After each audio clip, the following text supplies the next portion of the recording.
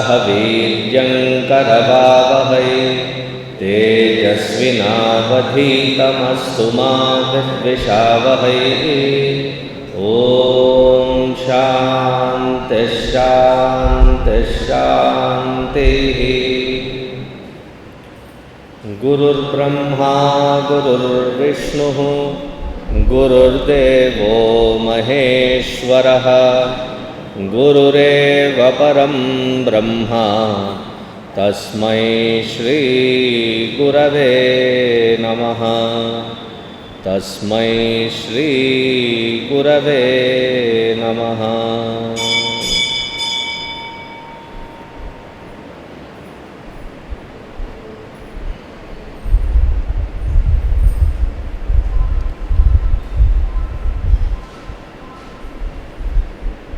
पार्थाय प्रतिबोधितां भगवता नारायणेन स्वयं व्यासेन ग्रथितं पुराणमुनिना मध्ये महाभारतम्। पार्थाय प्रतिबोधितं పార్థుడికి చెప్పబడినటువంటిది। నారాయణేన స్వయం, స్వయంగా ఆ నారాయణుడే శ్రీకృష్ణ పరమాత్మ రూపంలో వచ్చి చెప్పినటువంటిది। అందుకే భగవద్గీతలో ఎక్కడ భగవంతుడు పలికినా ఆ పలికినటువంటి శబ్దాలన్నీ శ్రీకృష్ణ ఉవాచ, పార్థసారథి ఉవాచ, యశోదా నందన ఉవాచ అని చెప్పలేదు। శ్రీ భగవాను వాచ, స్వయంగా ఆ నారాయణుడే పలికినటువంటి మాటలు। నారాయణేన స్వయం వ్యాసేన గ్రథితం। ఈ మహాభారతాన్ని సృష్టించినటువంటిది అంటే రాసినటువంటిది వ్యాసుల వారు, ఆయనకి సహాయం చేసినటువంటిది స్వయంగా వినాయకుడు। వ్యాసేన గ్రథితం పురాణమునిన ఎక్కడ జరిగింది అనంటే మధ్యే మహాభారతం। కురుక్షేత్రాన్ని కూడా మహాభారతంలో మధ్యప్రదేశం అనొచ్చు।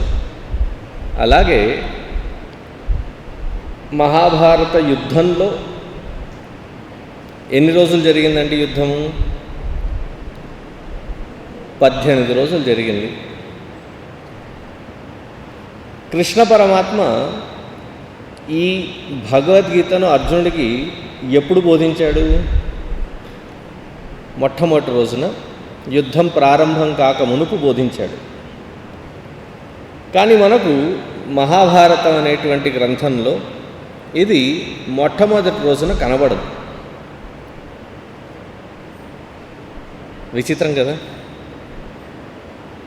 18 రోజులు మొదలు ఇంకా అవ్వలేదు, భగవంతుడు దీన్ని అర్జునుడికి బోధించాడు।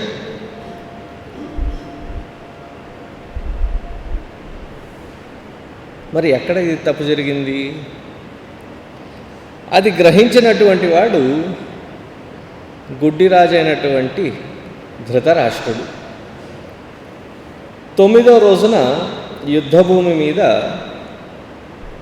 భీష్ముడు అంబశయం మీద పడిపోవడం జరుగుతుంది। భీష్ముడు ఉన్నంత వరకు కౌరవుల్ని ఎవరు ఏమీ చేయలేరు అనే విషయం ధృతరాష్ట్రుడికి తెలుసు।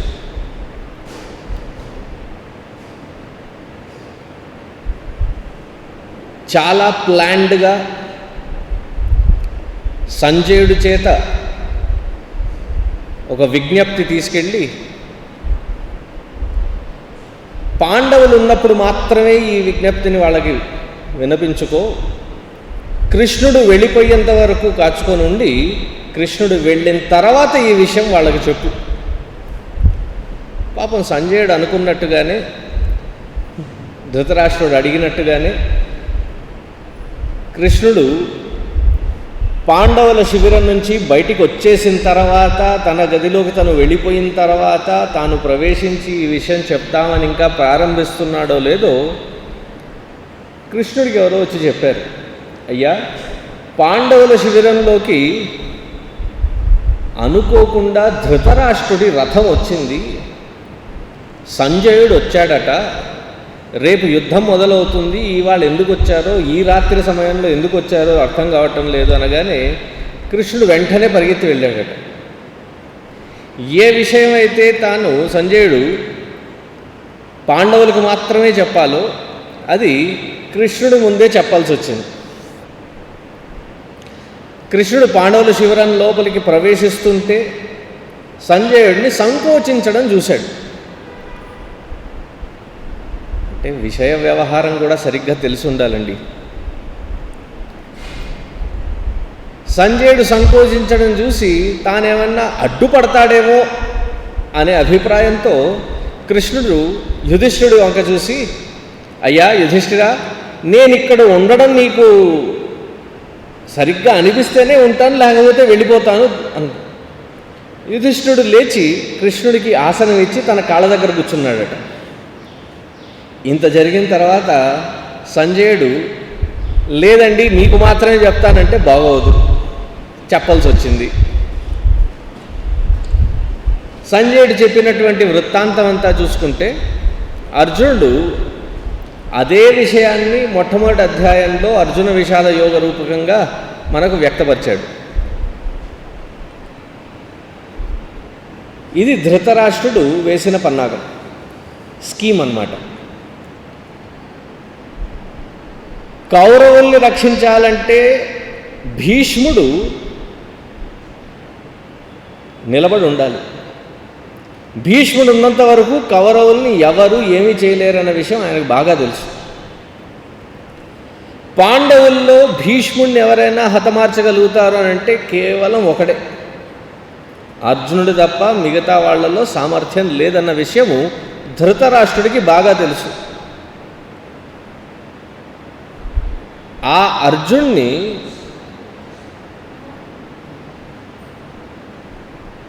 ఏ రకంగా ఓడించాలి మరి? దీన్ని సైకలాజికల్ వార్ఫేర్ అంటారు. రణరంగంలో చేసేటువంటి యుద్ధం ఒకటైతే సైకలాజికల్గా చేసేటువంటి యుద్ధం ఇంకోటి. తాను పంపినటువంటి వార్త సంజయుడి ద్వారా సైకలాజికల్ వార్ఫేర్ ఎవరి మీద? అర్జునుడి మీద. అర్జునుడు మానసికంగా గనక కుంగిపోయినట్లయితే భీష్ముణ్ణి ఎదిరించడం కుదరదు. భీష్ముణ్ణి ఎదిరించలేడు కాబట్టి కౌరవులు సంరక్షించబడతారు. ఇది ధృతరాష్ట్రుడికి తెలుసు. కానీ 9వ రోజున ఏం జరిగింది? భీష్ముడు ఓడిపోయాడు, అంబశయం మీద పడుకొని ఉన్నాడు. ఇది విని కంగారు పడ్డాడు ధృతరాష్ట్రుడు. అందుకే మొట్టమొదటి అధ్యాయంలో మొట్టమొదటి శ్లోకము ఎవరు అడిగారు? ధృతరాష్ట్రుడు. ధర్మక్షేత్రే కురుక్షేత్రే సమవేతాయుత్సవాః మామకాః పాండవాశ్చైవ కిం అకుర్వత. సాధారణంగా తాత్పర్యం చూస్తే ఏం చేశారు? యుద్ధభూమికి వెళ్ళిన తర్వాత ఇంకేం చేస్తారని 9 రోజులు వృత్తాంతం వినున్నాడు. ఇవాళ 9వ రోజు సాయంత్రాన ఏం చేశారు అని అంటే, అక్కడ ఏదో జరిగింది, జరిగిన వృత్తాంతాన్ని జరిగినట్టుగా నువ్వు నాకు చెప్పలేదు సంజయ, ఏదో జరిగింది. ఏం జరిగిందో సరిగ్గా చెప్పు అన్నప్పుడు ఆ రోజున చివరిలో భగవద్గీత భగవంతుడు అర్జునుడికి బోధించినట్టుగా మనకు మహాభారతంలో కనబడుతుంది. యుద్ధం ఎన్ని రోజులు జరిగింది? 18 రోజులు. భగవద్గీత ఎక్కడ కనబడుతుంది మనకు? మొట్టమొదటి రోజు చెప్పబడినప్పటికీ 9వ రోజు రాత్రిన కనబడుతుంది. మధ్యే మహాభారతం, మహాభారత యుద్ధంలో మధ్యలో కనబడుతుంది భీష్మ పర్వంలో.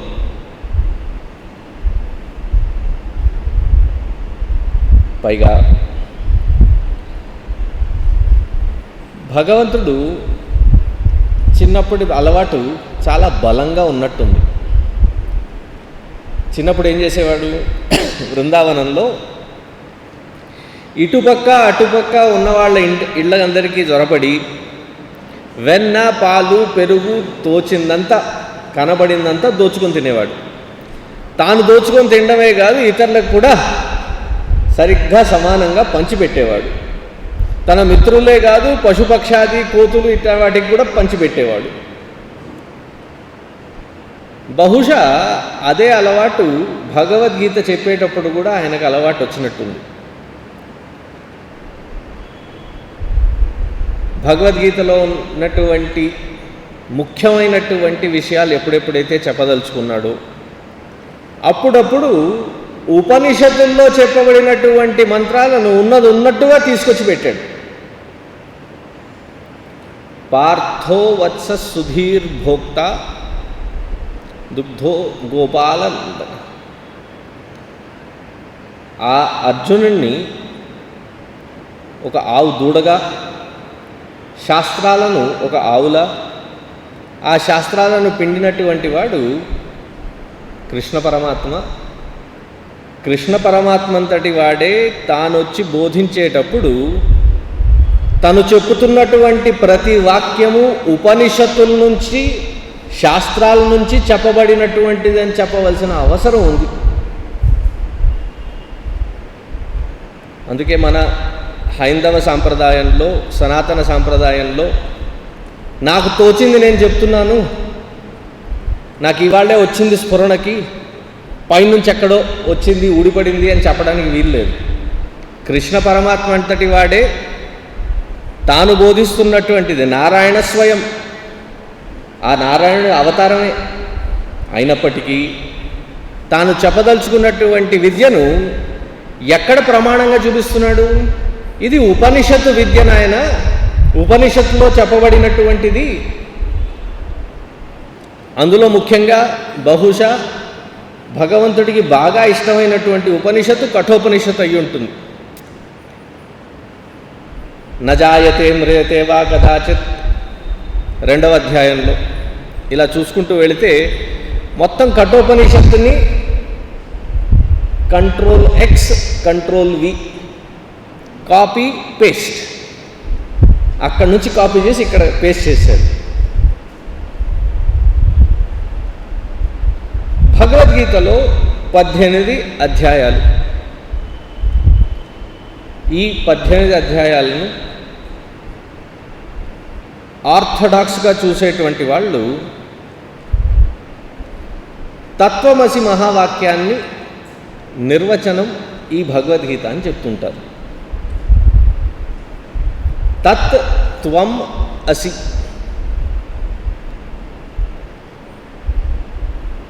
త్వం అనే పదానికి మొట్టమొదటి అధ్యాయం నుండి 6వ అధ్యాయం వరకు త్వం పద పరిశోధన, 7వ అధ్యాయం నుండి 12వ అధ్యాయం వరకు 6 అధ్యాయాలు అది తత్పద శోధన,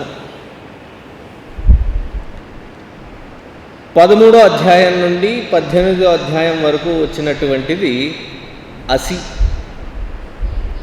ఈ జీవాత్మగా కనబడుతున్నటువంటి వాడే ఈశ్వరుడైనటువంటి ఆ పరమాత్మ స్వరూపమైనటువంటి ఉనికి ఒకటే అని నిరూపించాలి. ఈ అధ్యాయంలో 15వ అధ్యాయంలో చివరి శ్లోకం చూశారనుకోండి, మీ దగ్గర పుస్తకం కనుక ఉన్నట్లయితే వెంటనే 20వ శ్లోకం చూడండి. ఏమని రాస్తుంది 20వ శ్లోకంలో? ఇతి గుహ్యతమం శాస్త్రం ఇదముక్తం మయానఘ ఏతద్బుద్ధ్వా బుద్ధిమాన్ స్యాత్ కృతకృత్యస్య భారత. మొదలు పెట్టేటప్పుడు అథ అనేటువంటి శబ్దాన్ని వాడతారు, ముగించేటప్పుడు ఇతి అనే శబ్దాన్ని వాడతారు. అందుకే ఈ 15వ అధ్యాయం భగవద్గీతలో కల్లా అత్యుత్తమమైనటువంటి అధ్యాయం. ఎందుకు? సరిగ్గా చూసినట్లయితే తత్వ విచారం ఇక్కడితో ముగించినట్టు ఈ 15వ అధ్యాయంతో. కానీ 16, 17, 18 అధ్యాయాలు కూడా ఉన్నాయి కదండి. దానికి ఒక మహాత్ముడు భలే చక్కగా వివరిస్తాడు. అర్జునుడికి కలిగినటువంటి భ్రాంతి పునాది అయితే గీతాభవనం 15 అంతస్తులుగా కట్టినటువంటిది.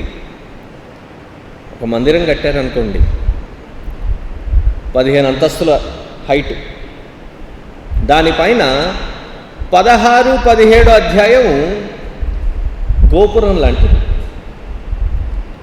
18వ అధ్యాయము గోపురం మీద పెట్టినటువంటి కుంభము, కలశము.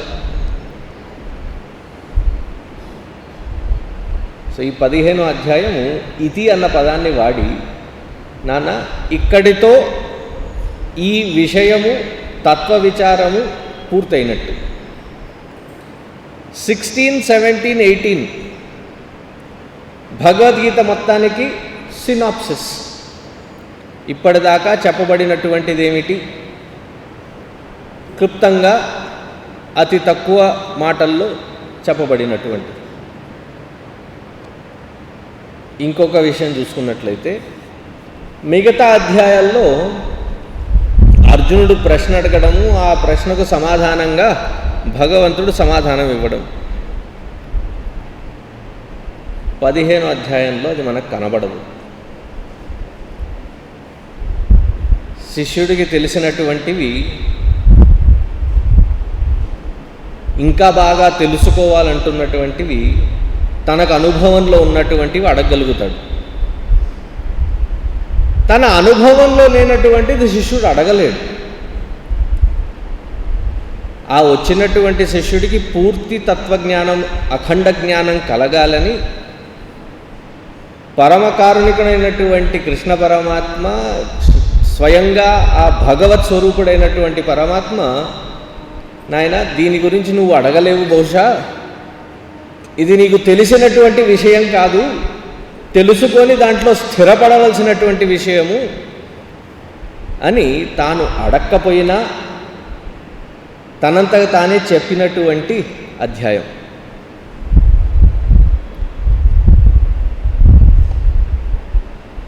అర్జునుడు ఎక్కడ మొదలుపెట్టాడు? మొట్టమొదటి అధ్యాయంలో విషాద యోగంగా మొదలుపెట్టాడు. విషాదం అంటే ఏమిటి? బాధ, ఏడుపు. వ్యావహారికంగా చూసుకున్నట్లయితే ఎవరన్నా ఏడుస్తున్నారనుకోండి, ఏం పోయే కాలం రా, ఏం రోగం వచ్చిందని అలా ఏడుస్తున్నావు అంటారు. అంటే ఏడుపు, బాధ రోగానికి చిహ్నం. మరిక్కడ అదే ఏడుపు, బాధ, ఆ చాప్టర్ పేరు ఏమని పెట్టారు? అది యోగంగా మారింది. సాధారణంగా రోగంగా భావింపబడేటువంటి భావనను యోగంగా మార్చారు. ఎలా మారింది అది? లేకపోతే విషాదం పునాది అవ్వడం ఏమిటి? మనకు బాధ కలిగింది, మనకు ఎక్కడైనా దుఃఖానికి కారణం ఉంది అని అంటే 10 మందికి వెళ్ళి చెప్పుకుంటాం. అర్జునుడు 10 మంది ముందర చెప్పలేదు, స్వయంగా భగవంతుడి దగ్గరకు వచ్చి విన్నపించుకున్నాడు. ఎప్పుడైతే దుఃఖం కూడా భగవంతుడి దగ్గర సమర్పిత భావంతో చేయగలుగుతామో రోగం కాదు, అది యోగం అవుతుంది. అది గొప్ప పునాది అవుతుంది. Hour experiences, however limited, if turned towards Bhagavan, becomes the pathway towards Bhagavan.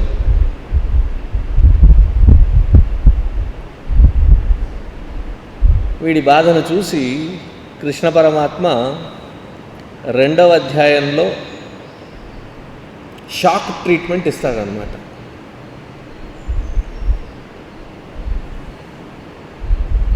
Shock treatment ఎన్నో లేయర్స్లో చూసుకోవచ్చు. మనకు కూడా బాధపడుతున్న వాడికి డైరెక్ట్గా తత్వ విచారంతో పాటు స్థితప్రజ్ఞ లక్షణాలు చెప్పి దానికి దీనికి అక్కడ పొంతన కుదరట్లేదే. అర్జునుడు పడుతున్నటువంటి బాధ ఏంటి, దానికి ఈయన ఇచ్చినటువంటి సొల్యూషన్ ఏంటి?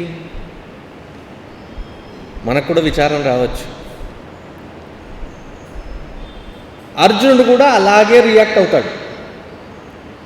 3వ అధ్యాయంలో మొట్టమొదటి 2 శ్లోకాలు తీసి చూసినట్లయితే, పుస్తకాలు ఉన్నాయిగా, 3వ అధ్యాయం తిరిగేద్దాం. 3వ అధ్యాయంలో మొట్టమొదటి అర్జునుడు అడిగేటువంటి శ్లోకాలు ఏమిటి?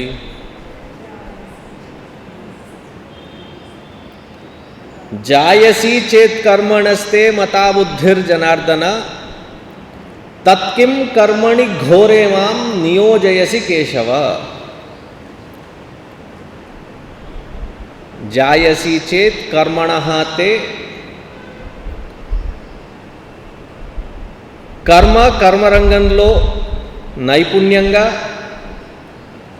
స్థితప్రజ్ఞుడి వలె నిలబడుతూ కర్మరంగాన్ని అధిగమించాలంటున్నావు, కర్మరంగాన్ని దాటి వెళ్ళాలంటున్నావు. నేను కూడా అదే చేస్తానన్నది. కర్మరంగాన్ని దాటిపోవడానికే ఇవన్నీ వదిలిపెట్టి వెళ్ళిపోతానన్నాను. నువ్వేమో నన్ను తిట్టావు.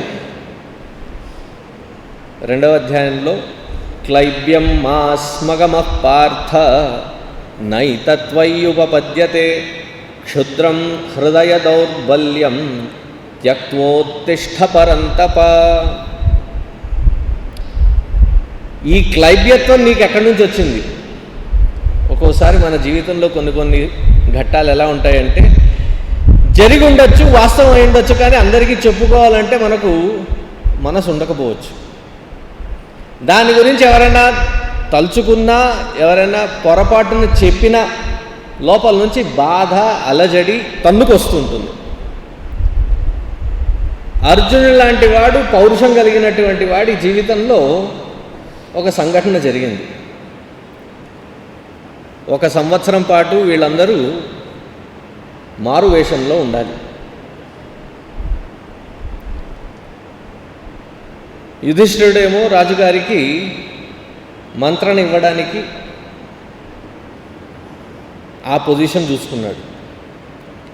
భీముడి పొజిషన్ అత్యుత్తమైనటువంటి పొజిషన్. బయట ఎక్కడన్నా ఉంటే ఎవడరా ఇంత తింటున్నది అని తెలిసిపోతుంది. రాజుగారి గృహంలో రాజుగారికి వంటవాడిగా ఉంటూ ఎవడెంత తిన్నాడు, ఎంత మిగిలినది అర్థం అవ్వదు.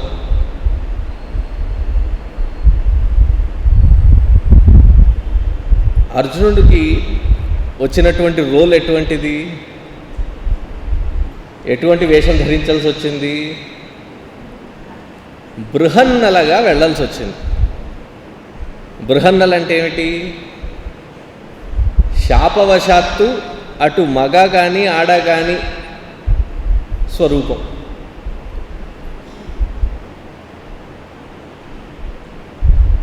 అది అందరికీ చెప్పుకోవడం వాడికి ఇష్టం లేదు.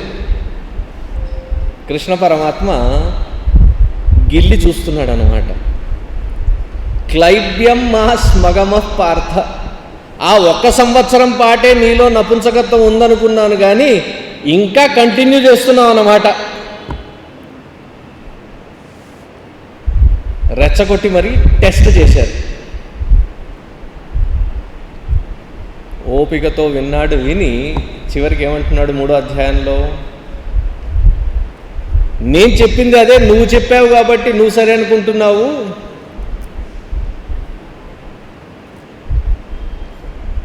జాయసి చేత్ కర్మణస్తే మతా బుద్ధిర్జనార్దన తత్కిం కర్మణి ఘోరే మాం నియోజయసి కేశవ. నన్ను మళ్ళీ వెళ్ళి యుద్ధమే చేయమంటున్నావు. కన్ఫ్యూజన్ బహుశా నా బుర్రలో లేదు, నీ బుర్రలో ఉంది అని అంటాడు.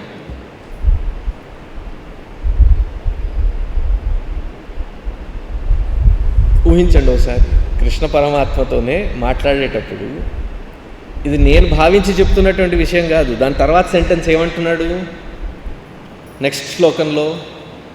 వ్యామిశ్రేణేవ వాక్యేన బుద్ధిం మోహయసీవమే.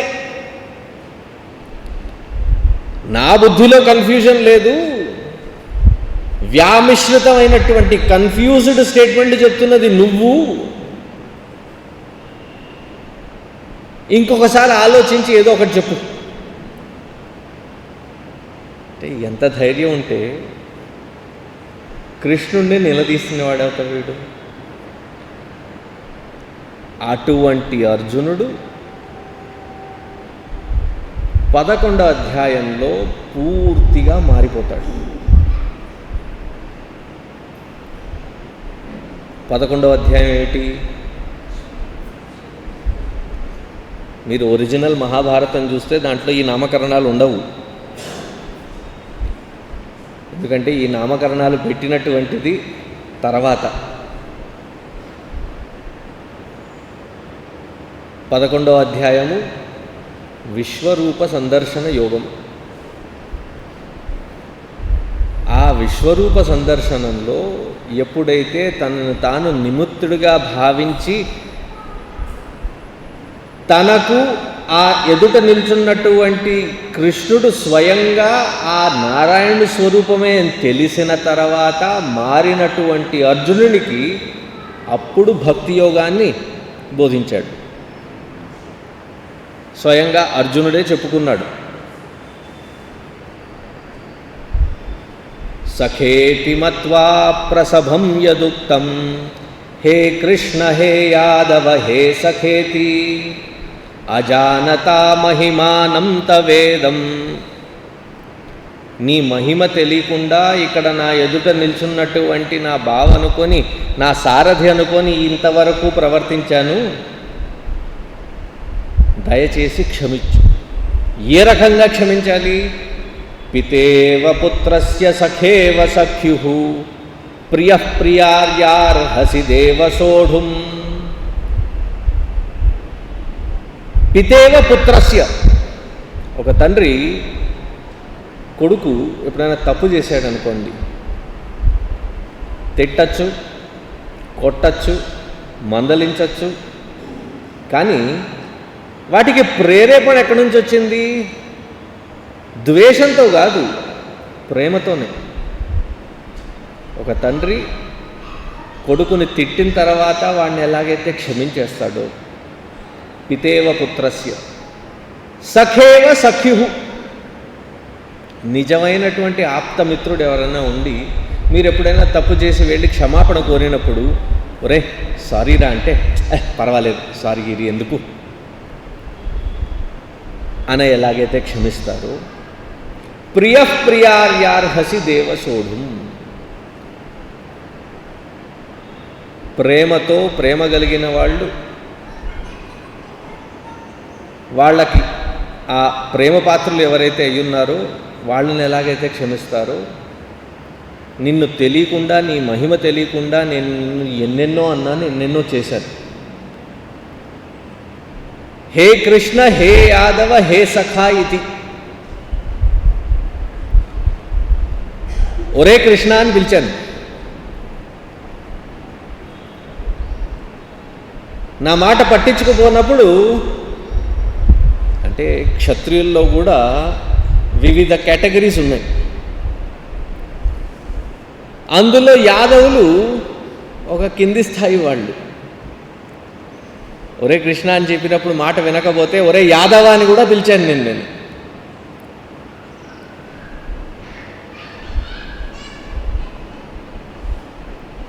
ఇటువంటి తప్పులు చేసిన నన్ను దయచేసి క్షమించు అని అప్పుడు అర్జునుడు నమో నమః సహస్రకృత్వః అనేక సార్లు సాష్టాంగంగా ప్రణామం చేశాడట. అంటే తనలో ఉన్నటువంటి మూర్ఖత్వం పోయి, జాడ్యత్వం పోయి, కృష్ణుడి పాదాల వద్ద నిజంగా ఆత్మసమర్పణ చేశాడు. 2వ అధ్యాయంలో ఉన్నటువంటిది బహుశా ఒక ఛాలెంజ్గా విసిరాడు. షాధిమాం త్వాం ప్రపన్నం, ఒకవేళ నేను గనక నీకు శరణాగతి అడిగినటువంటి వాడిని అనుకొని నాకు చెప్పు, నేను నీ దగ్గర శరణు పొందాను అనుకొని చెప్పు. అనుకొని చెప్పు అనడానికి అయ్యుండి చెప్పడం అనడానికి చాలా తేడా ఉంటుంది. అలా మారినటువంటి అర్జునుడికి బోధించినటువంటిది భక్తి యోగం. అర్హత ఉండాలి దానికి కూడా. పూర్తి శరణాగతి పొందినటువంటి వాడికే భక్తి అంటే ఏమిటో అర్థమవుతుంది. అక్కడ తత్వ విచారం పూర్తవుతుంది. తత్వ విచారంలో ఏం పూర్తవుతుంది? తత్పద విచారం పూర్తవుతుంది. భగవంతుడే ఈశ్వరుడి రూపంలో వచ్చినప్పుడు నాలో సరెండర్ అనేటువంటి పదార్థం ఎలా ఉండాలి, దాన్ని గ్రహించడానికి 12వ అధ్యాయం. అక్కడి నుంచి మొదలెట్టుకొని 13వ అధ్యాయంలో తత్వ విచారము, అసి నేనే ఆ పరమాత్మ అయ్యున్నటువంటి విషయాన్ని పూర్తిగా అర్థం చేసుకోవడానికి క్షేత్రజ్ఞ విభాగ యోగం.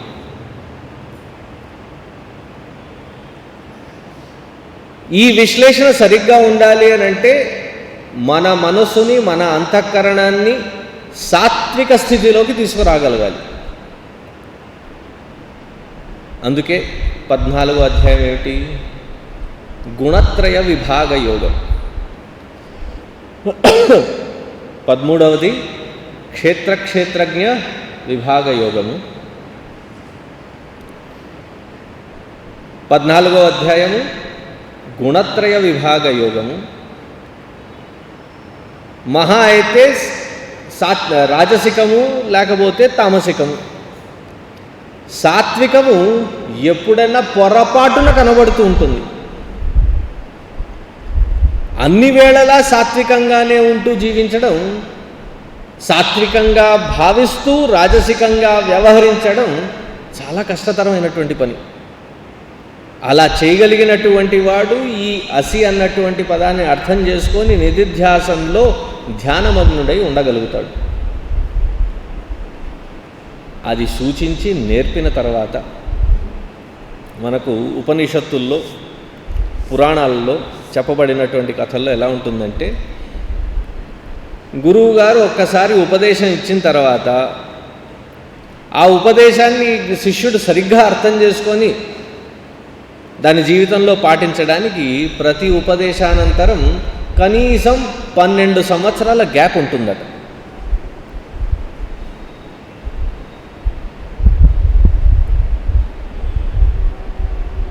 ఇంద్రుడికి చెప్పినటువంటి ఉపదేశం ఇది మనకు తైత్రీయోపనిషత్తులో వస్తుంది. అన్నం బ్రహ్మేతి వ్యజానాత్, ప్రాణో బ్రహ్మేతి వ్యజానాత్, మనో బ్రహ్మేతి వ్యజానాత్, విజ్ఞానం బ్రహ్మేతి వ్యజానాత్, ఆనందం బ్రహ్మేతి వ్యజానాత్. ప్రతిసారి ఎన్ని సంవత్సరాల గ్యాప్ వచ్చింది అక్కడ? 12 సంవత్సరాలు. 5 సార్లు 60 సంవత్సరాలు ఇక్కడే గడిచిపోయాయి. అటువంటిది అర్జునుడు విన్న వెంటనే, ఈ తత్వాన్ని గ్రహించిన వెంటనే, ఎందుకంటే సామాన్యుడు కాదు అర్జునుడు. మొట్టమొదటి అధ్యాయంలో అంత కన్ఫ్యూజన్ తీసుకొచ్చి ఏడ్చి గోలబెట్టినటువంటి వాడిని చూసి అర్జునుడు మాలాగే ఉన్నాడు, మనకు వాడికి అంత తేడా ఏం కనబడటం లేదు, మనం పెట్టే గోలే వాడికి కూడా ఉంది అని తీసి పారేయకండి.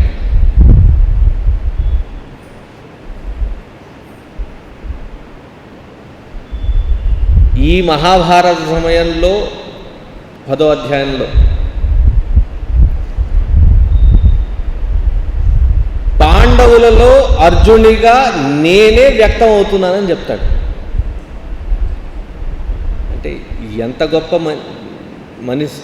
మనసు కలిగినటువంటి వాడు అయి ఉండాలి.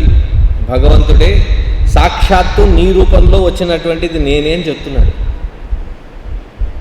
అందుకే ఈ తత్వ విచారం జరిగిన వెంటనే 18వ అధ్యాయంలో ఏమంటాడు? నష్టో మోహ స్మృతిర్లబ్ధ కరిష్యే వచనం తవ. ఎందుకంటే భగవంతుడు ఇంత చెప్పిన తర్వాత కూడా అది మన శాస్త్రం యొక్క గొప్పతనం, మన గురు పరంపర యొక్క గొప్పతనం. ఒక మార్గాన్ని సూచించిన తర్వాత దాన్ని పూర్తిగా అన్ని రకాలుగా అర్థం చేసుకునే విధంగా ప్రయత్నించిన తర్వాత కూడా ప్రతి శాస్త్రము, ప్రతి గురువు, ప్రతి గురు పరంపర చెప్పినటువంటిది ఏమిటి? నేను చెప్పవలసింది చెప్పేశాను, దానిపైన నీ ఇష్టం, యథేచ్ఛసి తథా కురు. అది విన్న అర్జునుడు అంటాడు, నష్టో మోహ స్మృతి లబ్ధ.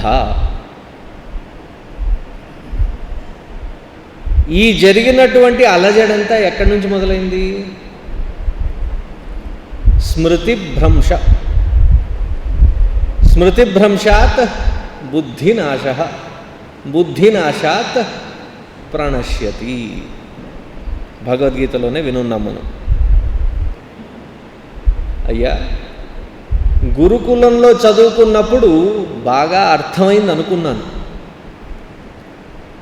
అనుభవించానని కూడా నాకు, కానీ అనుభవించలేదనేటువంటిది ఇప్పుడిప్పుడు అర్థమవుతుంది. ఎందుకంటే మానవుడిగా పుట్టినటువంటి వాడికి పరమధర్మం ఏమిటి? పరమధర్మము ఏకైక ధర్మము. చతుర్థ పురుషార్థ లక్ష్యంగా ఉండాలి. 4 పురుషార్థాలు కదా, ధర్మము, అర్థము, కామము. చివరిదేమిటి? చతుర్థ పురుషార్థం. అదే జీవితానికి లక్ష్యం. మనలో ఉన్నటువంటి వాసనలు ఎన్నున్నాయంటే ఆ వాసనలు తొలగించడానికి మిగతా 3, దాన్ని పెంపొందించడానికి కాదు. చాలామంది అడుగుతూ ఉంటారు, what is the purpose of life? అది అడిగేవాడు ఏ దృష్టికోణంతో అడుగుతున్నాడో అర్థం చేసుకొని సమాధానం చెప్పగలగాలి. చిన్నపిల్లవాడు ఇంకా స్కూల్లో చదువుతున్నాడు, చదివేటువంటి వాడిని పిలిచి డైరెక్ట్గా మోక్షమే నాయనా అని చెప్తే వాడికి ఏ ముక్క అర్థం అవ్వదు. అందుకే గురుదేవుల యువ కేంద్రకు పెట్టినటువంటి మోటో ఏమిటంటే, to harness youth potential through dynamic spirituality. ప్రోత్సహించగలగాలి వాళ్ళని, ఆ స్థాయి నుంచి ఇంకో ఉన్నతమైనటువంటి స్థాయికి ఎదిగేటట్టుగా ప్రోత్సహించగలగాలి. జోషయేత్ సర్వకర్మాణి విద్వాన్ యుక్త సమాచరేత్. వాళ్ళ మనసులో ఇంకా ఎక్కువ కన్ఫ్యూజన్ క్రియేట్ చేసేటట్టుగా ఉండకూడదు. కానీ జీవిత లక్ష్యం ఏమిటి అని అంటే చతుర్థ పురుషార్థమే, మోక్షమే. ఈ మోక్షాన్ని కూడా సరిగ్గా అర్థం చేసుకోవాలి. ముక్తి పొందడము, జైల్లో నుంచి విడుదల పొందడము, హాస్పిటల్ నుంచి విడుదల అవ్వడము 2 ఒకే రకంగా కనబడతాయి.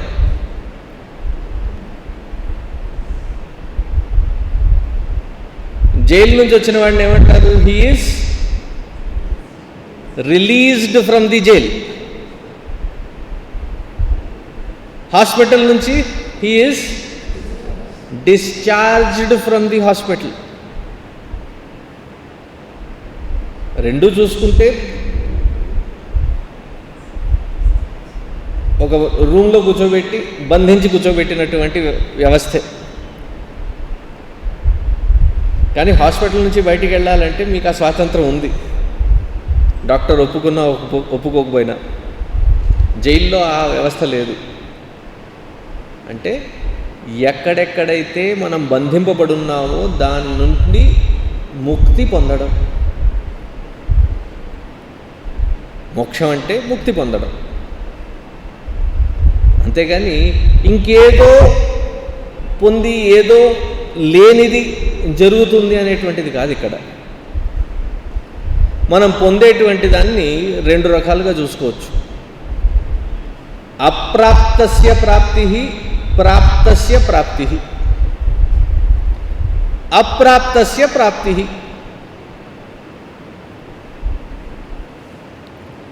పంతులు గారు లేకపోతే ఎగ్జాంపుల్ తీసుకుంటాను, అయినా వాళ్ళకి అర్థం కాదులేండి.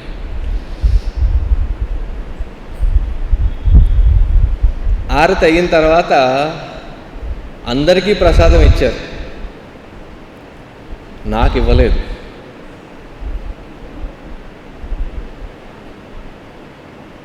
ప్రవచనం అయిన తర్వాత ఆయన మళ్ళీ హారతి ఇచ్చి హారతి ఇవ్వడానికి వచ్చినప్పుడు, అయ్యా మీరు నాకు ఇందాక ప్రసాదం ఇవ్వలేదు, ఇప్పుడు ఏమన్నా మిగిలి ఉంటే ఇస్తారా అని అడగచ్చు. అప్రాప్తస్య ప్రాప్తి,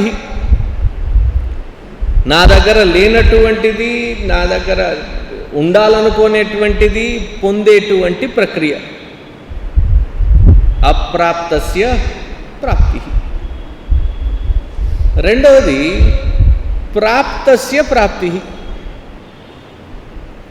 దీనికి 2 ఉదాహరణలు చెప్తాను.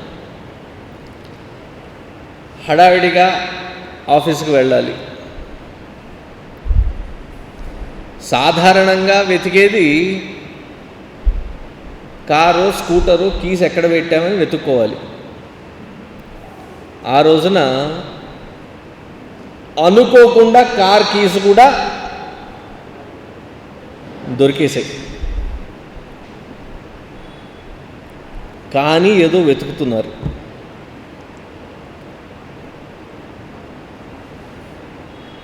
మీ మనవడు వచ్చాడు, తాత ఏం వెతుకుతున్నారండి అని అడిగాడు. అన్నీ ఉన్నాయిరా, నాకు కంటద్దాలే కనబడటం లేదన్నాడు. వీడు నవ్వడం మొదలెట్టాడు. ఎవరైనా టెన్షన్లో ఉండి మీరు నవ్వడం మొదలెట్టారనుకోండి, అది వెంటనే కోపంగా మారుతుంది. ఒరే, కారు అద్దాలు కనబడకుండా నేను వెతుకుతుంటే నీకు నవ్వులాటగా ఉందా అని అంటే, కదా ఇప్పటిదాకా నువ్వు స్పష్టంగా అన్నీ వెతకగలిగావు కదా, ఎందువలన వెతకగలిగావో ఊహించావా? నీ ముక్కు మీద ఉన్నది ఏమిటి అని అడిగాడు. అంటే మనకు జరిగింది ఏమిటి? ఉన్న వస్తువు నా దగ్గరే ఉందని తెలియక విస్మృతి కలిగింది. అందుకే అర్జునుడు ఏమంటున్నాడు చివరిలో, నష్టో మోహ స్మృతి లబ్ధ, నాకు మళ్ళీ జ్ఞాపకం వచ్చింది.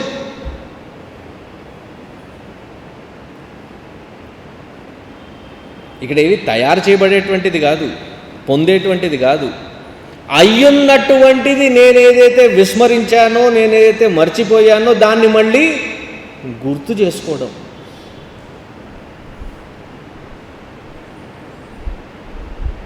గుర్తు ఎందుకు లేదు? అవిద్య దానికి కారణం. ఆ అవిద్య వలన నేను ఏవేమో అయ్యుంటానేమో అనే భ్రమలో అన్నిటితో తాదాత్మ్యం పెట్టుకుంటూ బంధింపబడున్నాను. అందుకే ముక్తి అంటే ఏమిటి? ఏ ఏ పదార్థం అయితే నా స్వస్వరూపం కాదో ఆ పదార్థాన్ని, ఆ పదార్థంతో ఉన్నటువంటి తాదాత్మ్యత ఏదైతే ఉందో, అటాచ్మెంట్ ఏదైతే ఉందో దాన్ని వదిలిపెట్టడం. అందుకే వస్తువుల్ని వదిలిపెట్టమని లేదు, పరిస్థితులను వదిలిపెట్టమని లేదు, కర్మను అసలే వదిలిపెట్టమని లేదు, దాంతో ఉన్నటువంటి అటాచ్మెంట్ని వదిలిపెట్టమన్నారు.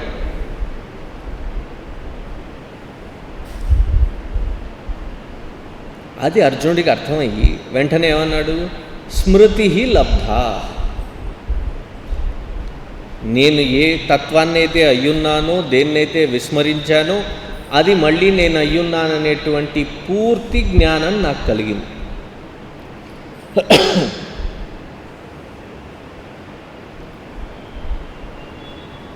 ఆ విశ్లేషణ అయ్యుండడం అనేటువంటిది అర్థం చేసుకోవడానికి ఈ అధ్యాయము 15వ అధ్యాయం. ఈ 15వ అధ్యాయం పేరేమిటి? పురుషోత్తమ యోగము ఆర్ పురుషోత్తమ ప్రాప్తి యోగము. 2 పేర్లు కనబడుతుంటాయి. ఆంధ్ర తెలంగాణలో తిరిగితే పురుషోత్తమ ప్రాప్తి యోగం అంటారు, మిగతా ప్రాంతాల్లో పురుషోత్తమ యోగం అని అంటాం.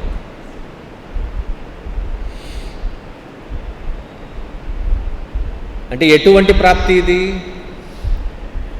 ప్రాప్తస్య ప్రాప్తి, అప్రాప్తస్య ప్రాప్తి కాదు.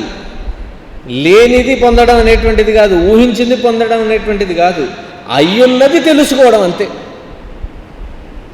ముక్కు మీద అద్దాలు మర్చిపోయి ఊరంతా వెతికి చివరికి అద్దాలు తీసి దాన్ని తుడుచుకుంటూ ఎక్కడ పెట్టానో ఏమిటో అనుకొని అప్పుడు స్ఫురణకు వచ్చింది, చేతిలో ఉన్నది అదేగా.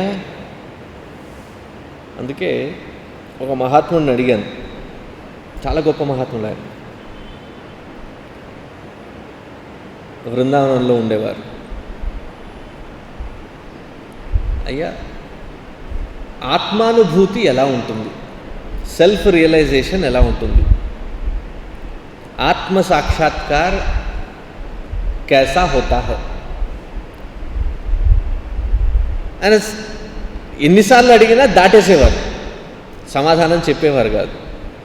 ఆ రోజు పట్టు కూర్చున్నాం, ఇవాళ చెప్తారా లేదా అని. అయితే ఆయన చెప్పిన ఒకే ఒక వాక్యం, मूर्ख को अपनी मूर्खता समझ आ जाए तो क्या नाचे?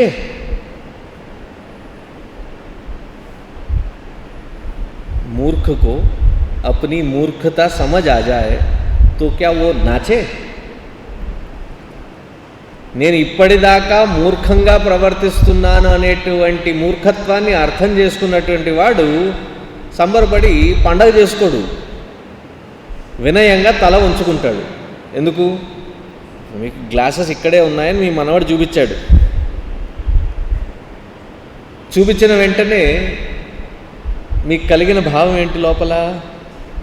ఛ, ఇక్కడే పెట్టుకొని ఊరంతా వెతికాను, ఏదైనా అచీవ్మెంట్లో అనిపించిందా? వెంటనే ఫేస్బుక్లోనో ట్విట్టర్లోనో ఫౌండ్ ఇట్, యురీకా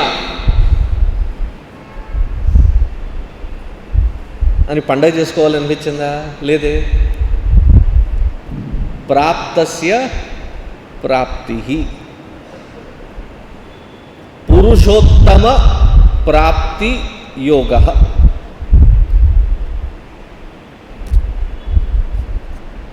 శరీరం నుండి శరీరంగా వ్యవహరిస్తున్నటువంటి తత్వము, ఆ తత్వం వేరు, శరీరం వేరు, శరీర తాదాత్మ్య దృష్టి కాకుండా చూడగలగడం అనేటువంటిది త్వంపద విచారంలో జరిగి ఉండాలి. ఎన్నిసార్లు విని బయటికి వెళుతుండగా వెంటనే ఒకసారి ఊహించండి, ఏ భావనతో బయటికి వెళుతున్నాను. కూర్చున్నది సత్సంగంలోనే, సత్సంగంలో చెప్పబడినటువంటి తత్వ విచారము, నీవే ఆ బ్రహ్మస్వరూపాన్ని అయ్యున్నావు అని విన్న తర్వాత కూడా బయటికి వెళుతున్నప్పుడు ఉండవలసిన భావన ఏమిటి? మనం వెళుతున్నటువంటి భావన ఏమిటి?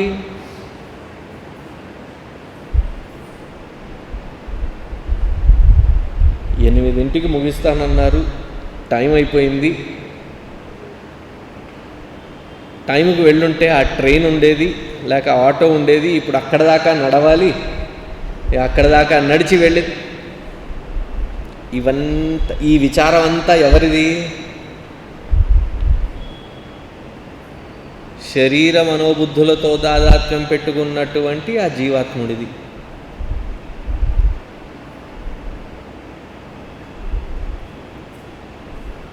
చైతన్య రూపకంగా వ్యక్తమవుతున్నటువంటిది వేరు, వ్యవహరిస్తున్నటువంటి వాడు వేరు.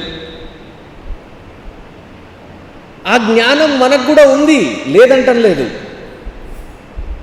కానీ అన్ని వేళలా ఆ స్పష్టతతో వ్యవహరించాం అంతే.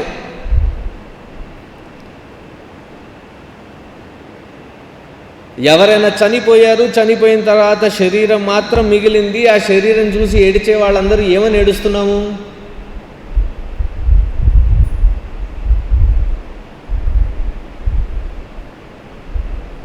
నేను ప్రేమించినటువంటిది, నేను ఆశ్రయించినటువంటిది ఆ శరీరం అయితే శరీరం అక్కడే ఉందిగా. అందుకే ఏడ్చేది ఏమని ఏడుస్తుంటాము? అయ్యో మమ్మల్ని అందరినీ వదిలి వెళ్ళిపోయాడు అంటే ఏదో వేరే తత్వం ఉన్నట్టేగా. శరీరము, మనసు, బుద్ధి వీటన్నిటితో వ్యవహరిస్తున్నటువంటి వాడు వేరేవాడు. ఈ శరీరము, మనసు, బుద్ధి రూపకంగా వ్యక్తమవుతున్నాడే కానీ అది కాదు అని మనం గ్రహిస్తూనే ఉన్నాం. కానీ అన్ని వేళలా దాన్ని గుర్తుంచుకొని వ్యవహరించట్లేదు. ఈ జీవుడిగా వ్యక్తమవుతున్నటువంటి వాడిని పురుషుడు అన్నారు. అంటే వెంటనే మహిళలందరూ బ్యానర్లు ఎత్తకండి, ఇది పురుష ప్రధానంగా రాయబడినటువంటి శాస్త్రాలు ఇవన్నీ, ఆ పిచ్చిగోల మనకొద్దు. పురీశయనాత్ పురుష. కఠోపనిషత్తులో పురుష అనేటువంటి పదాన్ని విశ్లేషిస్తూ ఆదిశంకరాచార్యులు వారు 2 డెఫినేషన్లు ఇచ్చారు. పురీశయనాత్ పురుష, పూర్ణత్వాత్ పురుష చ. పురీశయనాత్ పురుష, ఈ శరీర మనోబుద్ధులతో తాదాత్మ్యం పెట్టుకున్నటువంటి ప్రతిబింబ చైతన్యము, వాడిని పురుషుడు అన్నాం. భౌతికంగా స్థూల శరీరాన్ని కాకుండా గనక చూసుకున్నట్లయితే, ఇప్పుడు ఇక్కడ లైట్ బల్బ్స్ చాలా ఉన్నాయి, ట్యూబ్ లైట్స్ ఉన్నాయి ఈ హాల్లో. నేను వాటి గురించే చెప్తున్నానండి. వ్యావహారిక భాషలో ఇంకెవరినైనా ట్యూబ్ లైట్ అంటే సరిగ్గా వెలగనటువంటి వాడు, సరిగ్గా అర్థం చేసుకున్నటువంటి వాడు అనే తాత్పర్యం కూడా ఉంది. ట్యూబ్ లైట్లు చాలా ఉన్నాయి. బాగా వెలిగించేటువంటి ఫ్లడ్ లైట్లు ఉన్నాయి.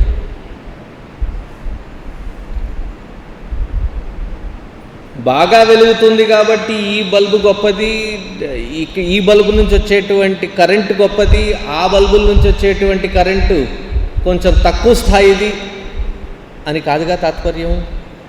రెండిట్లో వెలిగించేటువంటి పదార్థం ఒకటే. ఒకటి ఎక్కువగా వెలిగిస్తుంది, ఇంకోటి తక్కువగా వెలిగిస్తుంది. ఆ ఎక్కువ తక్కువ ఎక్కడి నుంచి వచ్చింది?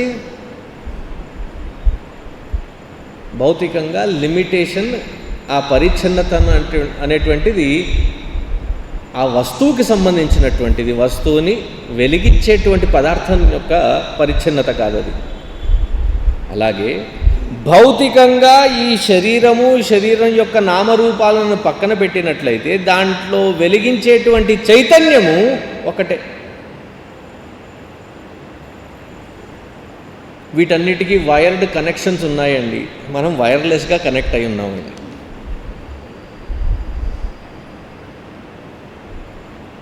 వాడిని పురుషుడు అన్నారు. ఆ ప్రతిబింబ చైతన్యానికి మూల స్వరూపమైనటువంటి వాడిని ఉత్తమ పురుష, పురుషోత్తమ అన్నారు.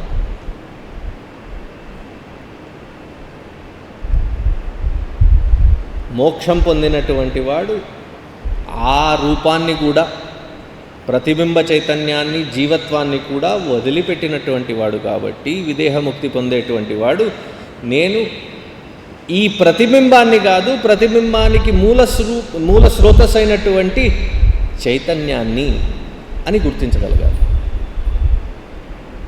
ఆ విభేదనను సరిగ్గా సూచించడానికి ఈ అధ్యాయము పురుషోత్తమ ప్రాప్తి యోగము. యోగము అంటే ఒక పద్ధతి, ఒక ఉపాయము, ఒక మెథడ్.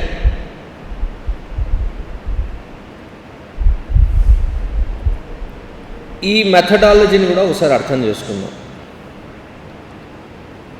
వ్యవహారంలో, సంసారంలో, ఈ సంసార సాగరంలో, భవసాగరంలో బంధింపబడినటువంటి మనము ఎందుకు బంధింపబడ్డాము? అంటే కర్మ చేస్తున్నాము, ఆ కర్మ వాసన వలన. వాసనలు ఎందుకు పేరుకున్నాయి? దాని పూర్వం చేసినటువంటి కర్మల వలన. ఈ కర్మ వాసన రెండు ఎందుకు వచ్చాయి? దానికి మూలమైనటువంటి కారణము అవిద్య.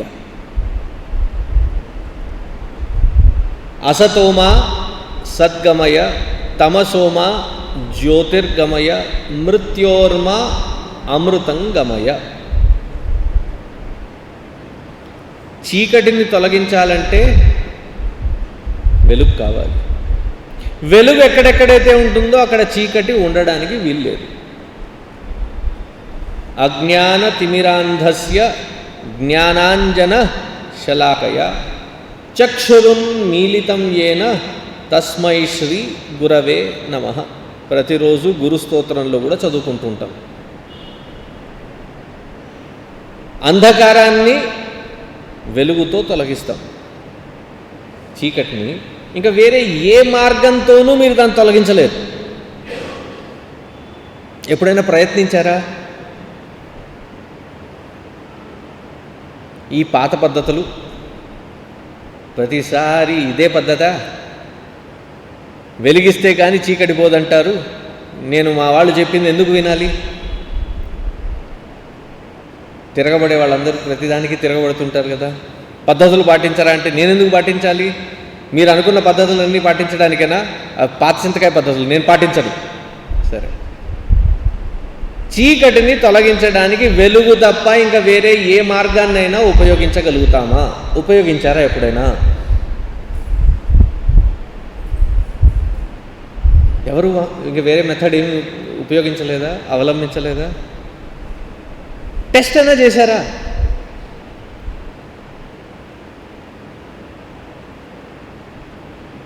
వ్యాక్యూమ్ క్లీనర్ తీసుకొచ్చి, బలమైనటువంటి వ్యాక్యూమ్ క్లీనర్తో ఆ అంధకారాన్ని సక్ చేసేస్తుంది. అది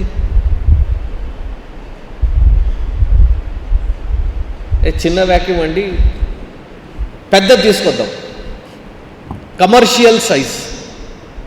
దాంతో తొలగించగలుగుతామా? యాసిడ్ పోస్తే పోతుందా? బ్లీచ్ చల్లితే పోతుందా? ఏమిటండి మాట్లాడుతున్నారు? తొలగించడానికి ఏకైక మార్గం ఏమిటా మార్గము? ఇంత ప్రయాసపడనక్కర్లేదు, స్విచ్ ఆన్ చేస్తే లైట్ వెలుగుతుంది. ఒకవేళ కరెంట్ లేకపోతే అందరి దగ్గర స్మార్ట్ ఫోన్ ఉంది, దాంట్లో అలా నొక్కితే బటను వెలిగిస్తుంది. అది లేని పక్షాన దీపం వెలిగించవచ్చు. ఎన్ని మార్గాలు చూసుకున్నా వెలిగిస్తే తప్ప చీకటి తొలగడానికి వీల్లేదు. అలాగే అవిద్యను తొలగించాలంటే ఏకైక మార్గం, ఉన్నది ఒకటే మార్గం. జ్ఞానాత్ ఏవతు కైవల్యం. జ్ఞానం ద్వారానే ఆ అవిద్యను తొలగించడం వీలవుతుంది. ఇంకా ఎన్ని మార్గాలు మీరు ప్రయత్నించినా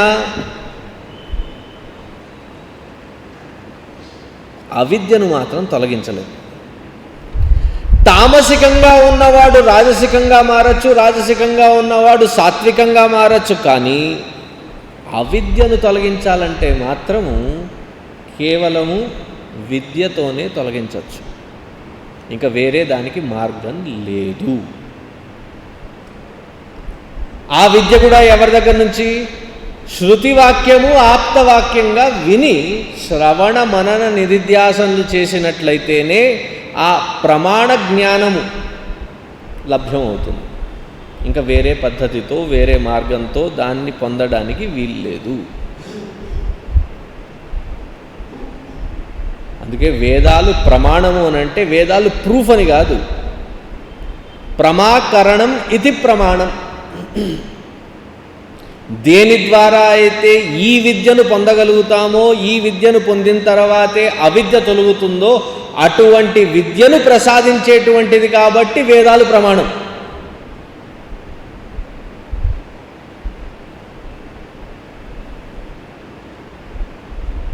ఇంకా వేరే ఏ మార్గం ద్వారాను ఇది పొందబడేటువంటి వస్తువు కాదు. అంత కష్టమైన పద్ధతి కాదు ఇది. మీ ముక్కు మీద ఉన్నటువంటి అద్దాలను మీరు గుర్తించడానికి ఆప్తవాక్యం కావాల్సి వచ్చింది. తాత, అది నీ ముక్కు మీదే ఉంది. ఆప్తవాక్యం విని శ్రవణ మనన నిధిధ్యాసనలు చేసిన వెంటనే విపర్యయం తొలగింది. Habitual practice error. ఇక్కడ ఎర్రర్ ఏమిటి? నేను అన్నీ ఇక్కడిదక్కడ ఇక్కడిదక్కడ పెడుతూనే ఉంటాను, బహుశా నా అద్దాలు కూడా ఎక్కడో పెట్టే మర్చిపోయి ఉంటాను, వెతకడం తప్పదు అని వెతకడం మొదలెట్టాను. ఆప్తవాక్యం ఏమని చెప్పింది? నువ్వు వెతుకుతున్నది, వెతకగలుగుతున్నావు అనుకునేది కూడా అది ఉంది కాబట్టే, అది లేకపోతే నీకు సరిగా కనబడదు. అది ఎక్కడుంది? నీ ముక్కు మీదే ఉంది. అది విన్న నేను వెంటనే తడుముకొని చూసుకొని ఏమైంది? అక్కడ ఉన్న వస్తువుని ఏదైతే విస్మరించానో దాన్ని ఉందని గ్రహించి అనుభవంలో చూడగలిగాను. అలాగే ప్రాప్తస్య ప్రాప్తి, ఎందుకంటే అప్రాప్తస్య ప్రాప్తి, లేనిది పొందామనుకోండి, పొందిన వెంటనే ఏమవుతుంది? మళ్ళీ పోగొట్టుకునేది, మళ్ళీ అది నాశనం అయిపోయేది అటువంటి పదార్థమే అయి ఉంటుంది. కర్మ ద్వారా వచ్చినటువంటి ఏ పదార్థమైనా మనకి ఈ పూర్ణానుభూతిని ఇవ్వడానికి దానికి ఆస్కారం లేదు. 2వ అధ్యాయంలో వినున్నాం. కర్మణ్యే వాధికారస్తే మా ఫలేషు కదాచన మా కర్మ ఫలహేతుర్భూ మాతే సంగోస్త్వ కర్మణి కర్మణి ఏవ అధికారః తే మా ఫలేషు కదాచన. అధికారం కేవలం కర్మ వరకే, కర్మ ఫలము నీ చేతిలో లేదు. ఎన్నో స్టాండ్ పాయింట్లో దీన్ని విశ్లేషించవచ్చు. ఇక్కడ మనకు అవసరమయ్యేటువంటి దాన్ని విశ్లేషిద్దాం. ఏ కర్మ చేసినా, ఎటువంటి కర్మఫలం పొందాలనుకున్నా చిట్ట చివర మనం పొందాలనుకునేటువంటి పదార్థం ఏమిటి?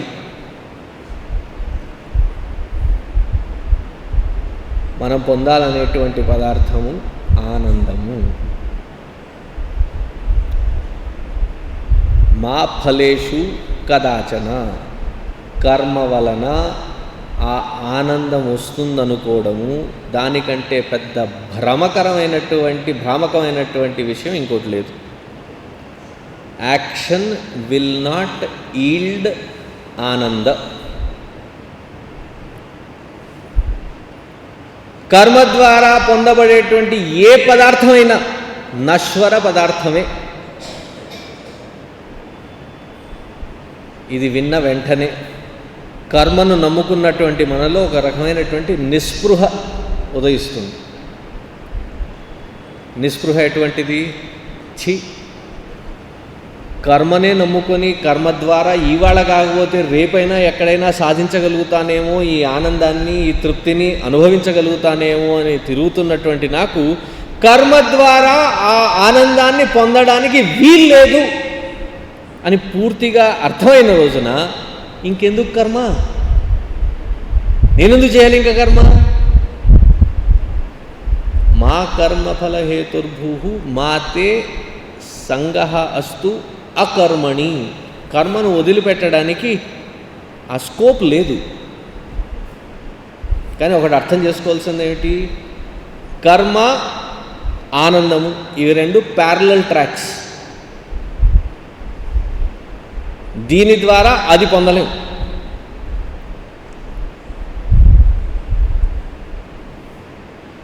కేవలము జ్ఞానంతో అవిద్య ఎప్పుడైతే తొలగిపోతుందో దానికంటే ఇంకా వేరే మార్గం లేదు.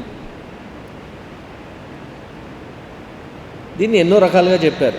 నహి జ్ఞానేన సదృశం పవిత్రమిహ విద్యతే నేహ నానాస్తి కించన. దానికంటే ఇంకా వేరే మార్గం లేదు. నాణ్య పంథా విద్యతే యనాయ. దీనికంటే ఇంకా వేరే మార్గం లేదు. అని ఉపనిషత్తులు ఘోషించి చెప్తున్నాయి. కానీ అదేమిటో అది ద బగ్ ఆఫ్ యాక్షన్.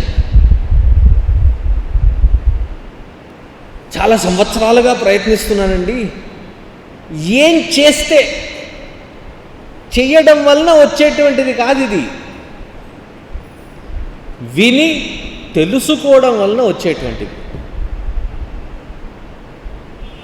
ఎందుకంటే వేదాంతుల మీద ఒక నింద ఏమిటంటే వీళ్ళు కేవలం మాట్లాడుతూ ఉంటారు, ఇంకేం చెయ్యరు వీళ్ళు. అది చేసే పదార్థం కాదు, అనుభవంలోకి వచ్చేటువంటి పదార్థం. అనుభవంలోకి ఎప్పుడు వస్తుంది? అవిద్య తొలగినప్పుడే వస్తుంది. అవిద్యను తొలగించాలంటే శ్రవణ మనన నిధిధ్యాసనలే మార్గం, దాని తప్ప ఇంకా వేరే మార్గం లేదు.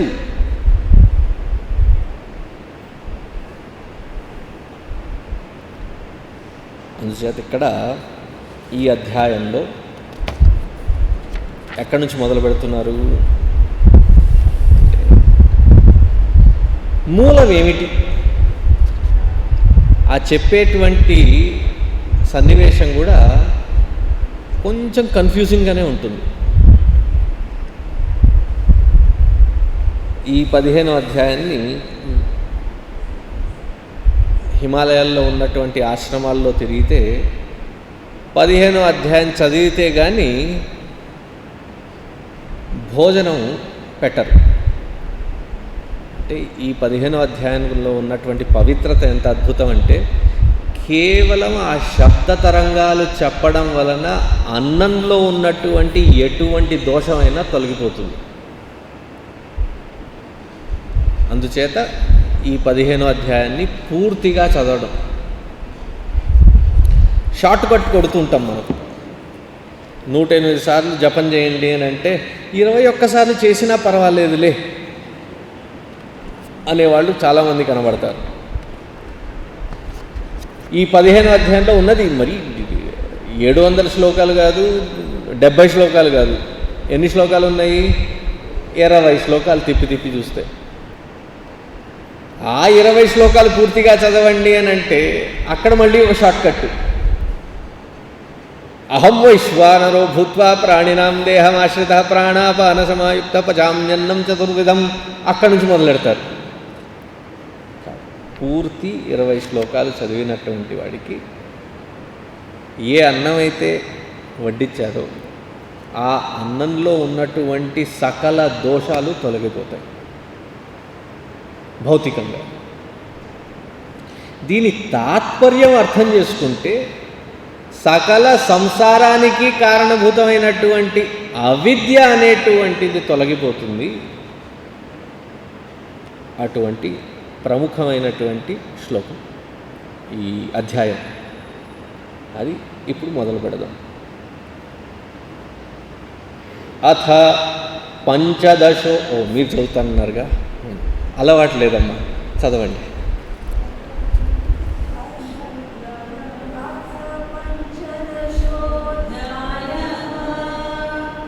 అథ పంచదశోऽధ్యాయః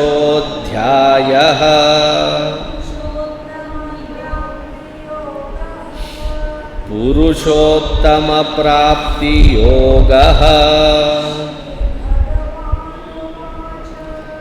శ్రీభగవానువాచ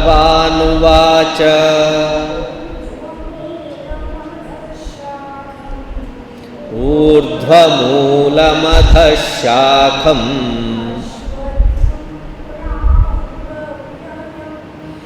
అశ్వత్థం ప్రాహురవ్యయం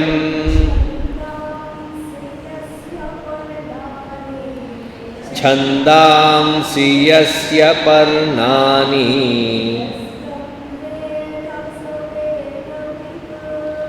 యస్తం వేద స వేదవిత్.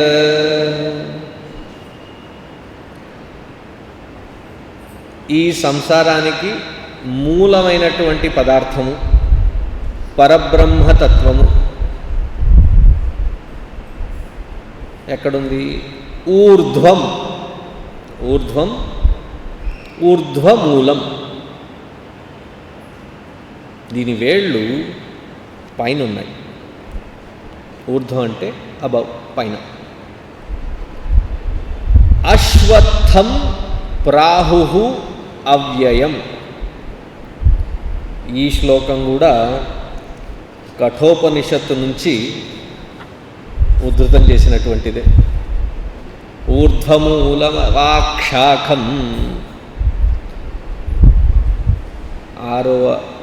ఆరో అధ్యాయంలో వస్తుంది.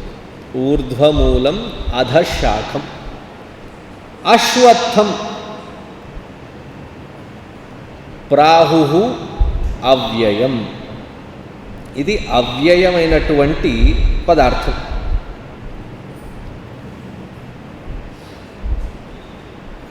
అధశాఖం కఠోపనిషత్తులో అవాక్షాఖం అంటారు. అవాక్ ఆర్ అధ.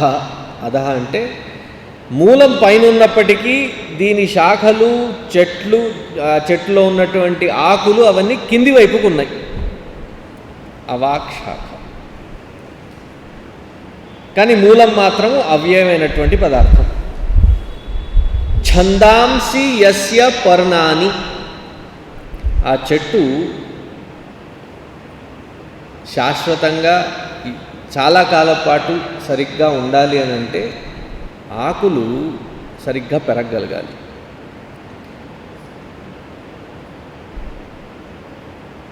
అమ్మగారు ఉన్నారు, అప్పుడప్పుడు మొక్కలు తెచ్చిస్తుంటారు. ఇక్కడ ఎక్కడైనా నాటితే బాగుంటుంది, చాలా రేర్గా ఉన్నటువంటి మొక్కలు ఇవి అని.